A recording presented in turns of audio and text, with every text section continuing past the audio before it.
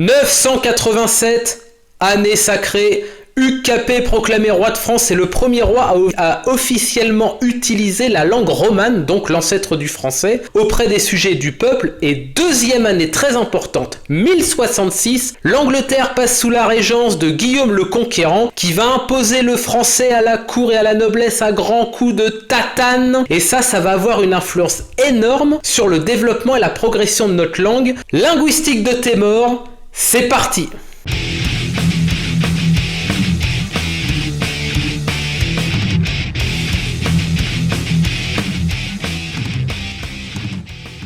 Alors, bienvenue sur la chaîne de linguistique qui tire au fusil à pompe, et cette vidéo est la troisième d'une série sur la naissance des langues de France. C'est pour ça que si tu me découvres avec cette vidéo, je te conseille d'aller d'abord voir les vidéos que j'ai faites précédemment sur le sujet qui évoquent la naissance du gallo-roman de par le latin parlé, ainsi que l'ancien français précoce. Ça te permettra de ne pas être trop largué. Qu'est-ce que c'est que l'ancien français tardif ?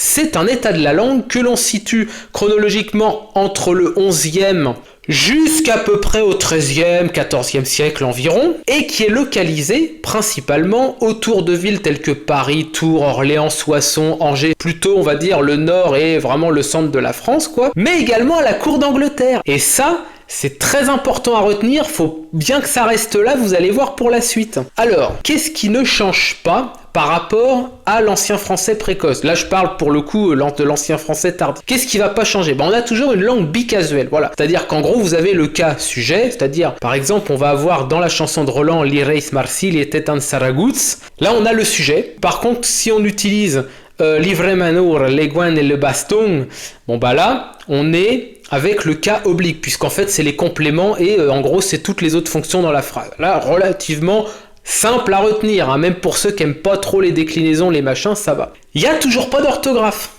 Vous allez pas être content, je vais vous montrer des textes, il y en a qui vont dire « Oh, c'est comme ça ». C'est normal, parce qu'en fait, on retranscrit phonétiquement les mots tels que perçus et entendus par les scribes qui, eux, sont relativement lettrés et savent quand même faire plus ou moins leur boulot, voilà. Donc ça, c'est important à retenir, il n'y a pas de normes orthographiques nettes et ça implique une hésitation graphique pour certains sons comme le son K, que l'on écrit parfois K. Alors là, je veux parler du son K, par exemple, à l'entame de certains pronoms tels que qui, que, quoi, notamment, que l'on va parfois encore écrire avec un K, mais qui de plus en plus commence à s'écrire QU, malgré tout.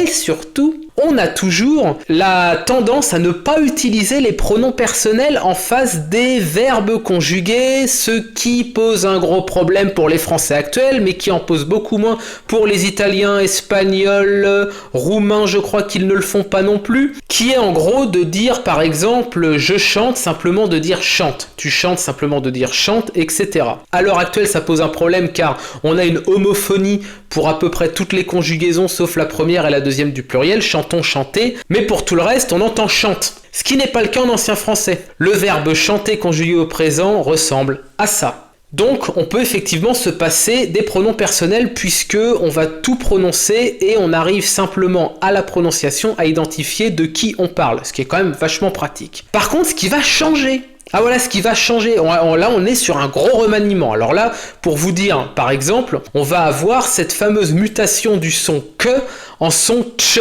Et ça, justement, ça va apparaître seulement en français. C'est ce qui distingue le français des autres langues romanes.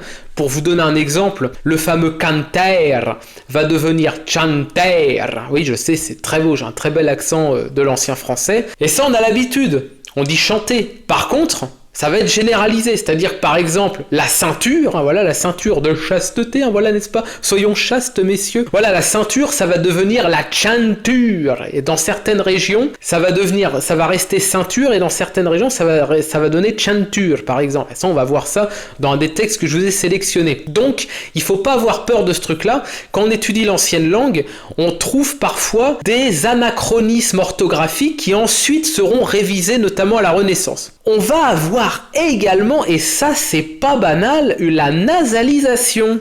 Eh oui, parce que le français se distingue des autres langues romanes, notamment parce qu'il y a des voyelles nasalisées. Elle va se faire progressivement. Dans un premier temps, au XIe siècle, on va avoir le A et le E qui vont être nasalisés, mais c'est une nasalisation primitive, c'est-à-dire qu'en gros, un son nasal actuel, le AN, un, on, on ne va plus en fait entendre la voyelle vraiment, la voyelle d'origine, le A, I, O, U. On les entend pas, toi. Par contre, on va encore les entendre dans cette nasalisation primitive. Et ensuite, on va voir le O et le I pendant les 13e et 14e siècles. Comment ne pas parler de l'ancien français tardif sans parler de l'épique, de la remarquable et de la fondatrice chanson de Roland, que vous connaissez très certainement. Ah voilà, moi il faut savoir que je l'ai lu à 14 ans pour la première fois en langue originale. Hein, voilà. Alors la chanson de Roland écrite autour de 1090 à peu près. Voilà, donc on est sur du 11e siècle bien solide, début 12e. Donc on est déjà sur un stade d'ancien français tardif relativement établi. Et elle a été composée en Angleterre. Et ça, les gens ne le savent pas. On présente souvent ça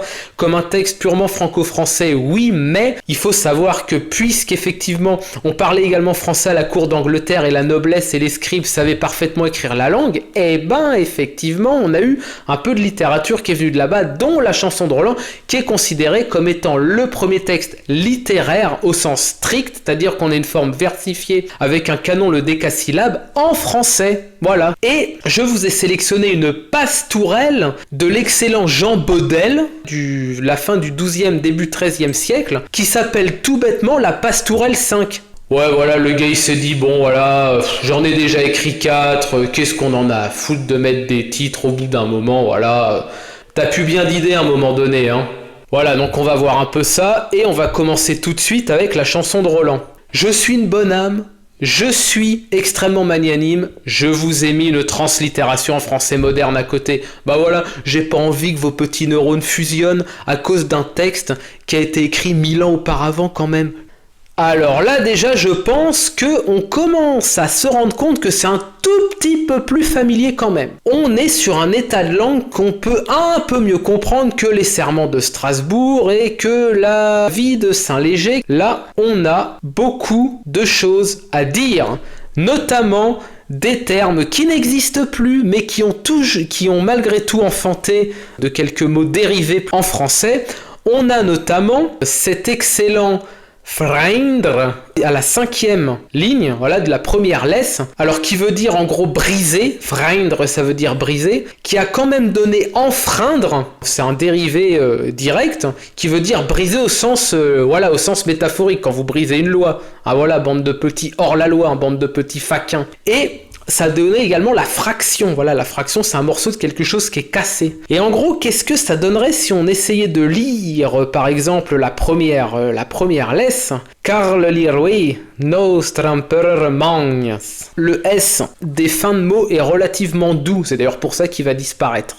Cet ans tous plains à rester en Espagne. Alors là, vous allez me dire pourquoi Espagne? Bah parce qu'en gros, la nasalisation, elle est totale, elle est beaucoup plus répandue qu'en français actuel. On va dire le phonème gne implique une nasalisation du A ou du E, et plus tard du O et du I, qui précède. Ça peut paraître très bizarre pour les oreilles actuelles. Tresen la mer, conquit la terre altagne. Alors, conquit.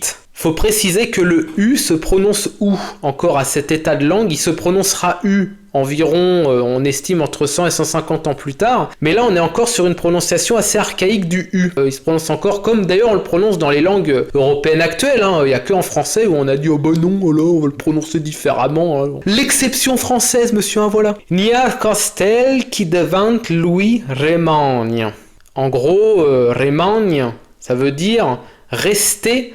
Et ça a donné en français moderne rémanent, c'est quelque chose qui reste. D'ailleurs, permanent, voilà, ça vient également de ce truc-là, quoi. Mur nestitet ni remes à freindre. Il n'y a plus de murs, plus de villes que l'on peut casser, que l'on peut détruire. Force Saragosse, qui est en une montagne. L'héroïne Marcille la tienne, qui Dieu n'énorme. Alors là, c'est intéressant parce qu'on va parler un peu du conflit de civilisation. Mahom Metzer Apolline réclame. Il explique qu'effectivement, on n'a plus grand chose à se dire puisque, il s'est converti à la religion de l'ennemi. Hein, voilà, il faut le savoir. Là, il n'y a pas de réconciliation qui tienne par contre à cette époque, quoi. Nespui guarder que mals ne li atteigne. Alors là, vous allez me dire pourquoi tu prononces mals. Parce qu'en gros, à cette époque, le L commence à se vélariser. C'est quoi le L vélaire? Le L vélaire, c'est quelque chose qui existe toujours en polonais, par exemple. Vous voyez, vous savez, le L barré qu'on prononce le, eh ben, ça existait en ancien français. Et c'est notamment pour ça qu'on a ensuite écrit ce L vélaire par un U. Parce qu'en gros, les scribes parfois entendaient house. Et on va avoir notamment l'écriture de mouse, on va l'avoir parfois M-A-U-S. Ça donnera les mots M-A-U-X notamment. Voilà, c'est pour ça qu'en gros, on a ça. Et ensuite, on a un peu, là, il faut noter quand même, il faut noter une chose, c'est ce dont je parlais, que le son que va devenir tch. Et là, on a des bons exemples à la lettre suivante que je vais pas lire en entier, je vais juste vous montrer. Alors là, notamment, on a la troisième ligne, on a ce kulch. Il se couche. Et en ancien français précoce, on aurait écrit il se kults avec un son C seulement. Et là, on a une évolution phonique qui est notable et qui va se généraliser. Et on a la même chose à la sixième ligne avec le peccet. D'ailleurs, c'est resté un peu cette graphie en italien. Il peccato, ma come mai, il peccato, Voilà, et ça, c'est resté un peu. Et là, on aurait eu en ancien français précoce le peccet. Et là, on a déjà le peccet qui nous encombre, voilà, qui nous accable. Voilà, là on a notamment des évolutions du fameux L vélaire. Là par exemple, on a l'Empereur Karl de France Dulz.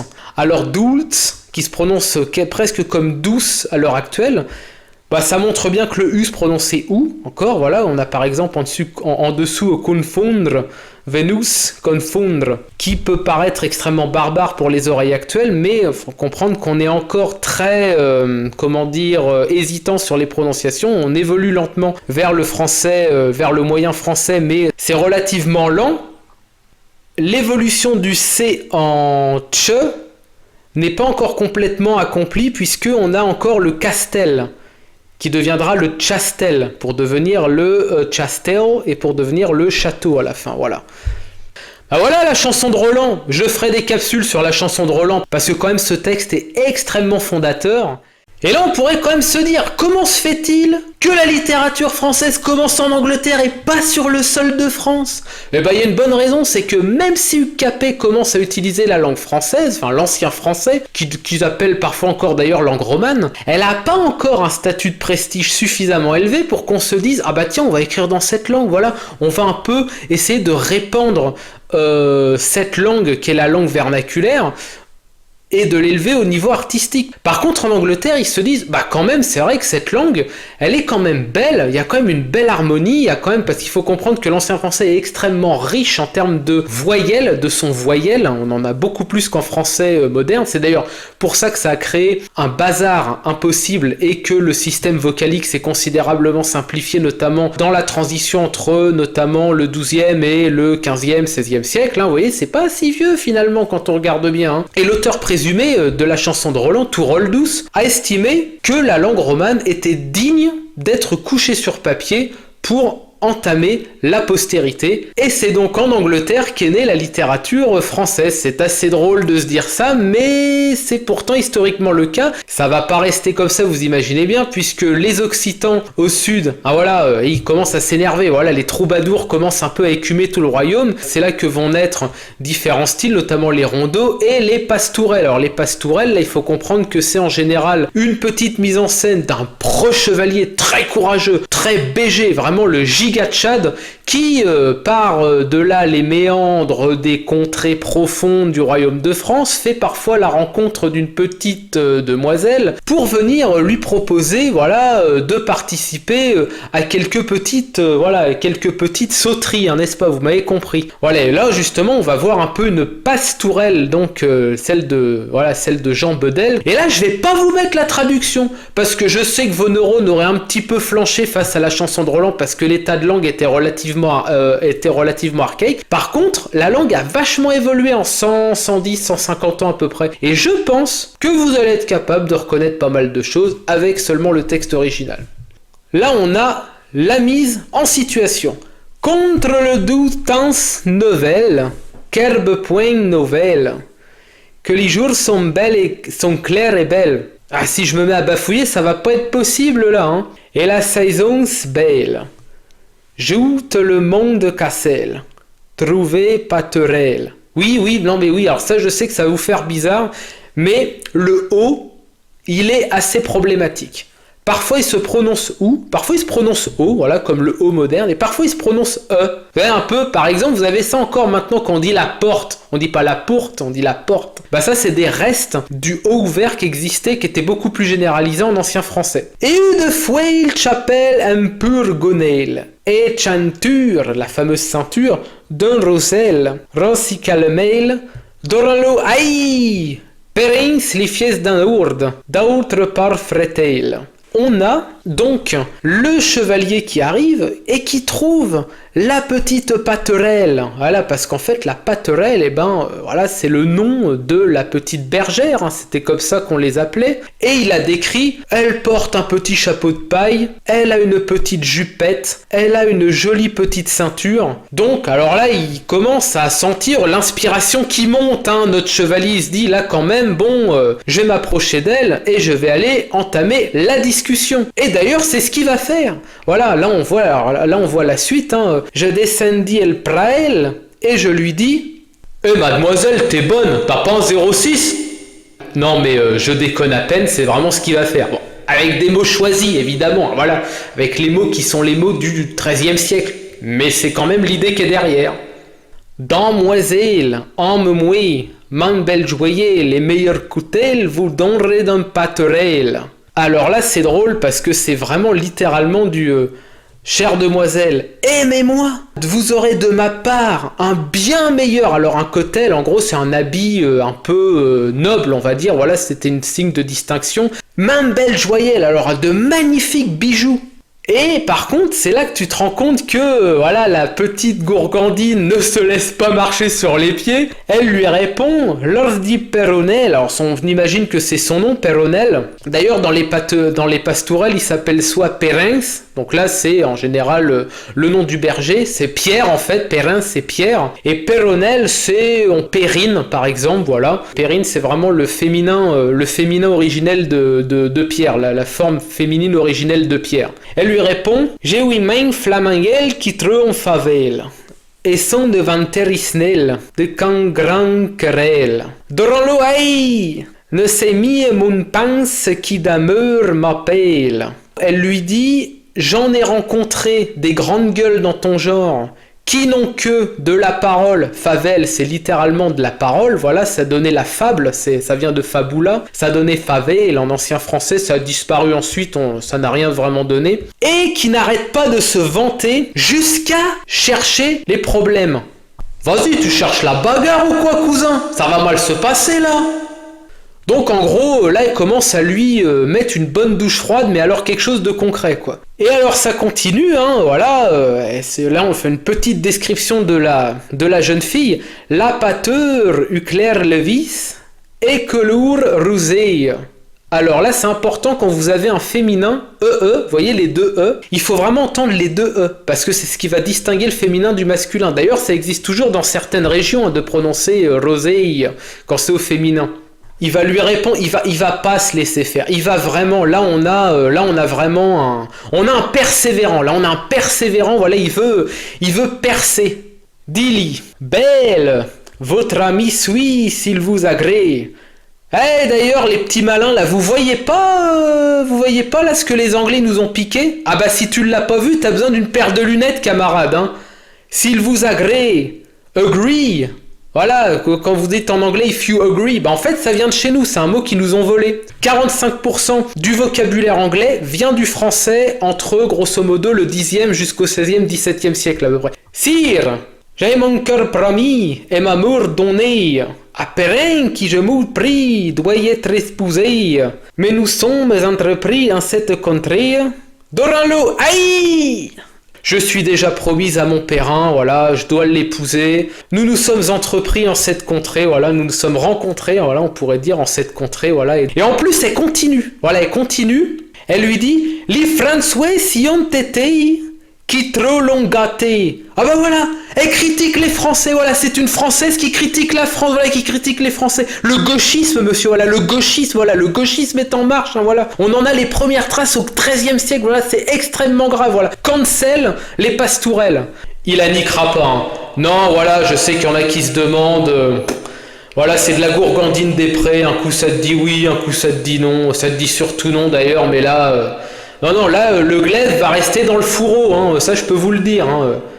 Sire, êtes-vous des équisses qu'il y a où ont passé, qui de l'autre par l'hélice font l'assemblée, tricheur et fuemantis, et geng par juré, durant l'eau aïe, tosseron désiré, à honte prouvé.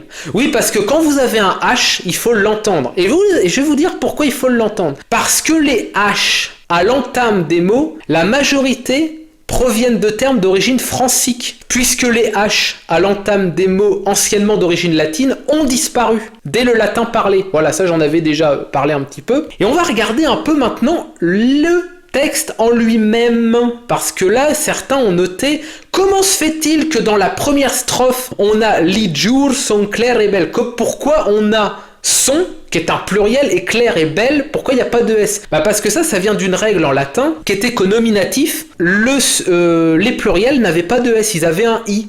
Et donc, en gros, ça nous donne que dans ce cas-là, il n'y a pas de S, tout simplement. C'est quelque chose de très particulier qui est propre à l'ancien français, qui d'ailleurs sera ensuite, entre guillemets, corrigé en moyen français, où on adaptera des convention que l'on aura toujours en français actuel, c'est-à-dire de mettre des S partout au pluriel, voilà. Que ce soit sujet ou complément, puisque là, en gros, c'est sujet, en gros, il n'y a pas de S, voilà, tout simplement, c'est très particulier. Et ensuite, pourquoi on dit paterelle et pas pastourelle? Parce que le S commence à s'amuir. Vous savez, le truc pénible des lettres qu'on écrit mais qu'on n'entend pas, ça commence en moyen français. Et on en a pas mal. Par exemple, on ne dit pas estre, on dit bien être. Alors par contre, attention, le S a quand même une fonction. Il a la fonction d'allonger la voyelle. C'est pour ça qu'on dit pas être, on dit bien être. Par exemple, on va avoir nous sommes. On ne dit pas nous sommes, on dit bien nous sommes entrepris. C'est une voyelle courte. Et là, on a, pareil, en cette contrée. On ne dit pas en cette contrée, comme en français actuel, mais on dit bien en cette contrée. Et là, il y a un mot qui a dû vous choquer un peu.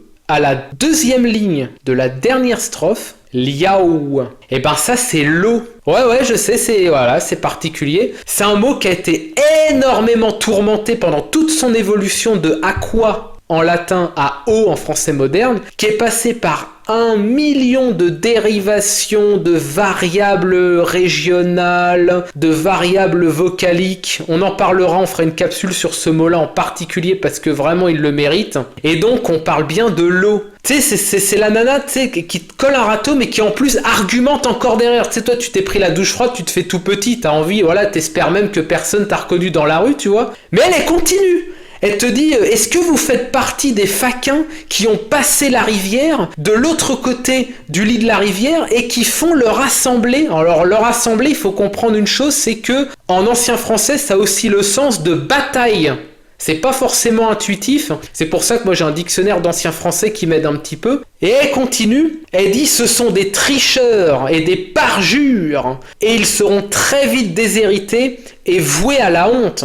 C'est-à-dire que là, elle lui a mis un râteau, mais alors en plus, là, je veux dire, l'émasculation, elle est totale. Là, le pauvre, il repart avec son slip sur la tête, quoi. Bon, ils n'avaient pas de slip, mais vous voyez l'idée, quoi. On arrive quand même mieux à reconnaître la langue. L'état de langue, il est quand même beaucoup plus proche de notre état de langue à nous. Et là, on est lentement en transition vers le moyen français. On est lentement en transition vers une orthographe qui sera un peu plus familière, là, qu'on va voir avec notamment Christine de Pisan, François Villon et l'excellent Pierre de Ronsard. Mais ça, effectivement, ça sera pour une autre linguistique de tes morts. Voilà, en espérant que le format vous ait plu, abonnez-vous, lâchez un commentaire, un petit like fait toujours plaisir, et on se revoit pour la prochaine.